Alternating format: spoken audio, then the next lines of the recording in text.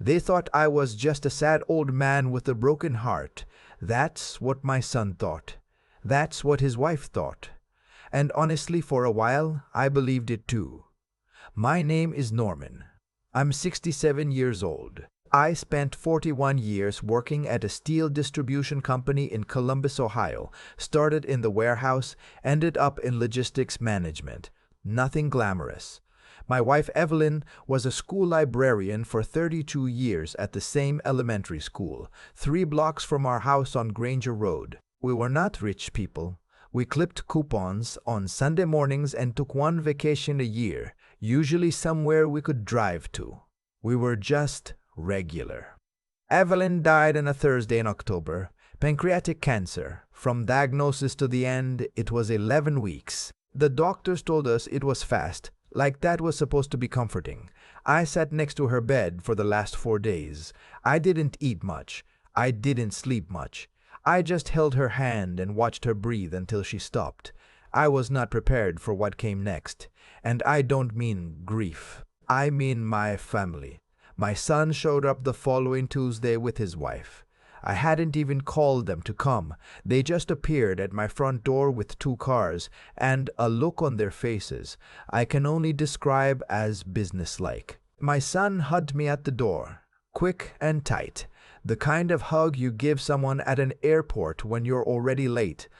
His wife walked past me without saying anything and started looking around the living room like she was pricing things.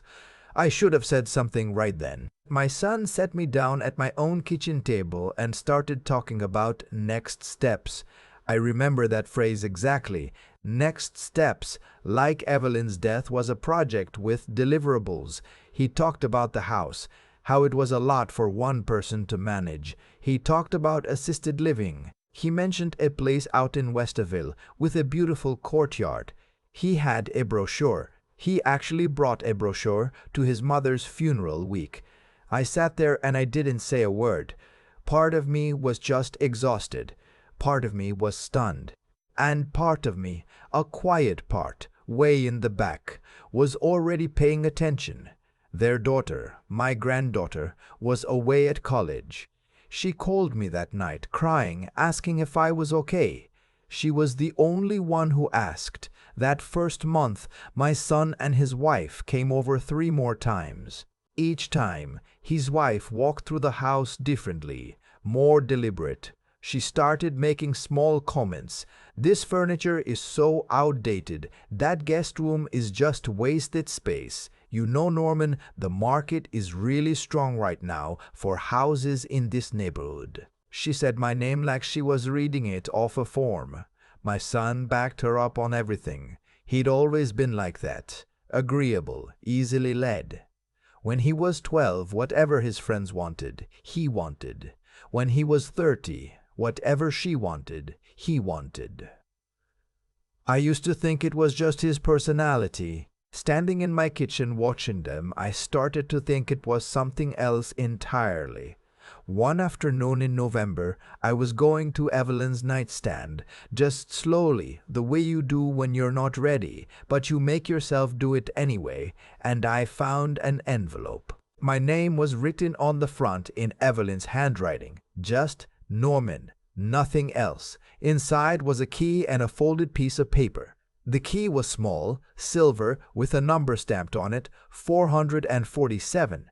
The paper had one line written in Evelyn's neat, careful cursive, First Federal on Henderson Road. Ask for Joan. I sat on the edge of the bed for a long time. Evelyn had kept things from me. I want to be clear about that. It shook me. Not because I thought something terrible. We had 43 years of marriage and I knew who she was. But this was deliberate. She had written that note knowing she was dying, knowing I would find it, knowing I would need to go. Whatever was at First Federal on Henderson Road, she had planned for me to find it after she was gone. Why not before? Why not just tell me? I didn't go right away. I was scared, I think, in a way I couldn't quite name. I went 2 weeks later, on a Wednesday morning. I parked in the small lot of Henderson and sat in the car for 10 minutes before I walked in. The woman at the front desk called Joan for me when I said Evelyn's name. Joan came out from a back office. 50s, reading glasses on a beaded chain, handshake like she meant it. She looked at me with an expression that was both professional and deeply kind. "Mr. Norman," she said, "we've been expecting you." She brought me to a room in the back, the kind of room banks use for private conversations. She sat across from me and placed a folder on the table. On top of the folder was a legal document with the seal of an Ohio notary at the bottom. Evelyn had opened a trust account at First Federal in 2003. I had to ask Joan to repeat that. 2003. Our son had just turned 22. Our daughter-in-law wasn't even in the picture yet. Evelyn had opened this account, added to it consistently, and named me as the sole primary beneficiary, with specific legal language she'd worked out with an estate attorney named Richard Holt on Oak Street. The total in that account was $268,000. I didn't cry in that room. I think I was too far past crying for the moment. I just sat there and felt something I hadn't felt in 2 months, like Evelyn was still in the room with me. Joan explained it all carefully. The account was a revocable living trust. It had been structured to pass directly to me outside of probate, which meant it would not appear in any estate inventory, which meant no one could contest it, which meant if my son and his wife had plans, and I was beginning to understand that they did, those plans did not account for this. I drove home on Henderson Road and I cried the whole way, not about the money, about my wife who had sat at our kitchen table for 43 years, who had argued with me about whether to paint the hallway beige or cream, who had driven our son to every baseball practice and every orthodontist appointment, who had quietly, carefully, for over 20 years, been building a wall around our future, without ever saying a word to me about it. I thought about all the Monday mornings. Evelyn had gone to that branch on Henderson every Monday morning, regular as weather, for as long as I could remember. I'd always assumed she was handling regular banking, deposits from tutoring she'd done on the side, bill payments, whatever. She did our finances, always had, and I never looked too closely. I trusted her completely. I just didn't know how much she trusted me back. Joan told me that Evelyn had left a letter, too, separate from the legal documents, sealed. Joan handed it to me in a plain white envelope and told me it was entirely personal, no legal content, that Evelyn had just asked her to hold it. I waited until I got home to read it. I sat in the kitchen, the same chair I always sit in, and I opened it. I'm not going to share everything she wrote. That's mine. But there was one part I'll say out loud, because I think it matters. I watched how they talked about you when they thought you weren't listening. I watched what they wanted. I needed to make sure that whatever happened, you would be standing on solid ground. You always took care of me, Norman. Let me take care of you, my son called that same evening. He said he and his wife had been doing some research and they thought it might make sense financially to list the house soon, while the market was still good. He said they could help me find something more manageable. He said his wife had already spoken to a realtor. I said I'd think about it. I called Richard Holt the next morning.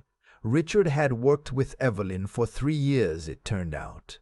He knew the whole picture. He walked me through everything. The trust, my rights, the house, which was in both our names, which meant it now passed entirely to me with no complications. He also told me something I hadn't known. Evelyn had added a specific clause to the trust document stating that any legal challenge to the trust by a family member would result in automatic forfeiture of any other inheritance they might otherwise receive.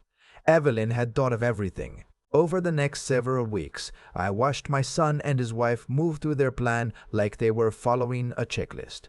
She mentioned the house again at Thanksgiving. He mentioned it again in December, this time with numbers, what similar houses in our zip code had sold for, the cost by current overhead, as he put it. His wife started referring to items in my house as pieces, as in, that dining set is a really nice piece. What are you planning to do with it?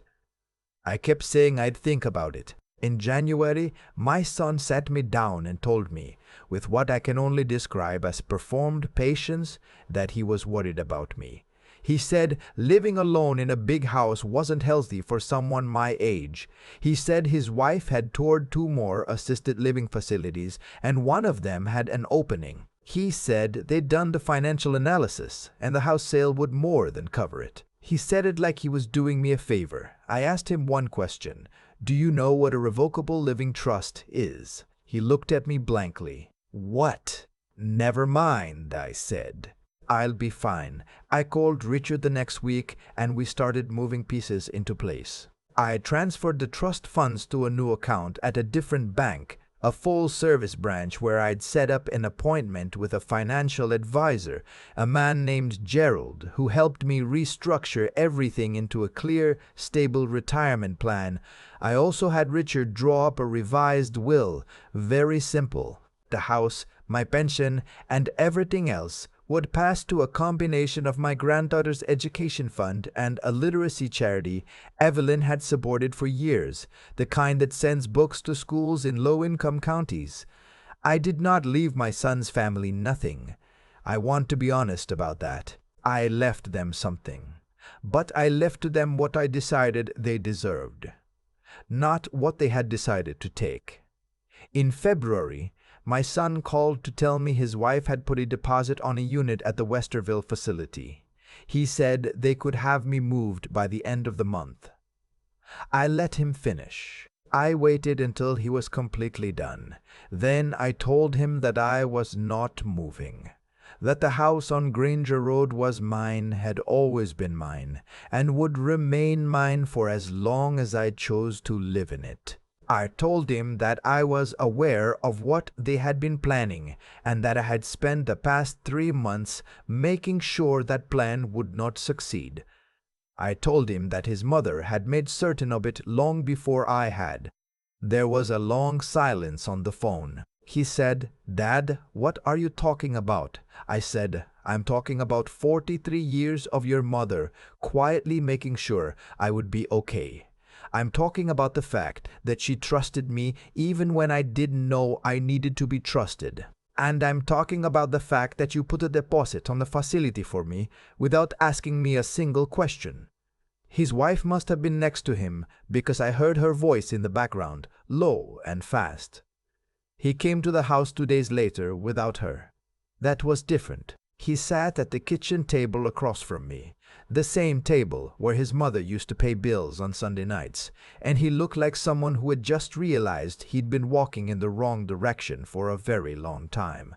I didn't yell, I didn't lecture him, I just told him the truth. I told him what I had found, I told him what his mother had built, I told him what Richard had drawn up. I didn't show him the numbers, that wasn't his business, but I made clear enough that there was nothing left to plan around. He was quiet for a while. Then he said, "I didn't think of it like that." I told him I believed him, and I did. I think he genuinely did not understand what he was doing, but understanding and being responsible for something are not the same thing. He had let his wife drive that car, and he had never once thought to ask where they were going. That was a hard conversation, harder than I expected, because it turned out there were things I'd needed to say to my son for a very long time, and most of them had nothing to do with the house or the money. We talked for almost 2 hours. His wife called twice. He didn't pick up. I don't know what my son told her when he got home. I don't know what happened in that house that night, but something shifted. She hasn't been back to Granger Road since. He comes by on his own now, sometimes with my granddaughter when she's home from school. It's different. Quieter. More like the way things used to be before she started looking at my furniture like an estate sale. It's spring now. I planted tomatoes in the backyard the same way Evelyn and I always did. 4 Roma plants along the south fence, 2 cherry tomato cages near the shed. I go to First Federal on Henderson Road on Monday mornings. I don't have to. The account runs fine without me. But I go anyway, and I park in the same small lot, and sometimes I sit in the car for a few minutes before I walk in. It's the closest thing I have to being with her. I found out something about my wife in the months after she died. Not something bad. Something I probably should have known but didn't, because I'd been too comfortable assuming she was just handling things. She was handling things. She was handling everything. She had been standing between me and a version of my future that I didn't even know was threatening, and she had done it so quietly, so carefully, for so long, that I hadn't noticed a single thing. They thought I was a sad old man with nothing left but a big house. They were wrong about the house. They were wrong about me. And they never had the first idea about Evelyn. I've had a lot of time to sit with everything that happened. Long winter evenings in this house, just me and the sound of the furnace and whatever Evelyn left behind in every corner of every room. And I keep coming back to the same thought. The things people do in secret are almost never what you fear. Sometimes they're what saves you. Evelyn never told me what she was building. Not once in 20 years of Monday mornings. I used to think I knew everything about my wife. The way she took her coffee, the books she kept on her nightstand, which topics would make her go quiet at the dinner table. I was wrong, not about who she was, but about how much she saw. She saw what I didn't.